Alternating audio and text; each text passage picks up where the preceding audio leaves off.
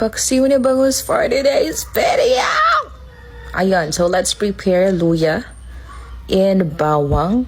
Ay, bakit bawang? Bangus yan, te! Ayan pa lang yung bawang, oh. Nagmamadali ka masyado.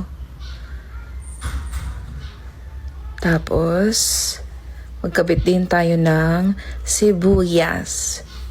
Isang, ng sibuyas na isang buo. Tapos dahil 4 na cut ang bangus, 4 din ng ceiling green. Because why not?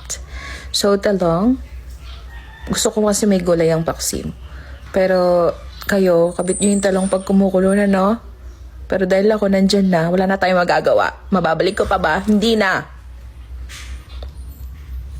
Tapos magkabit tayo ng paminta na ayaw lumabas. So binuksan ni ate ko. Yan. Lumabas na siya, ti. O, diba?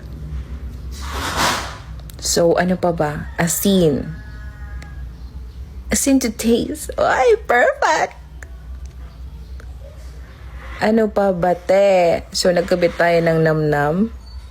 Bakit ba kasi namnam? Diba dapat magic sarap? Pero dahil yan yung nasa bahay, ano pa bang gagawin ko? Bibili pa ba ako sa iba? Wag na. So, yun, pinakuluan na natin. Muntik pang nasunog yung pan natin, ano? Kasi may nagpa-Gcash dyan. Shoutout sa'yo sa nagpa-Gcash. Muntik na nasunog yung niluluto ko. So, kinabitan ko din siya ng oil. And then, ang onion leaves na muntik nang masira, nasa ref din yan, no? So, kinabitan ko lang. Kabitan nyo din yun sa inyo, guys. So, masarap yan. I promise ya.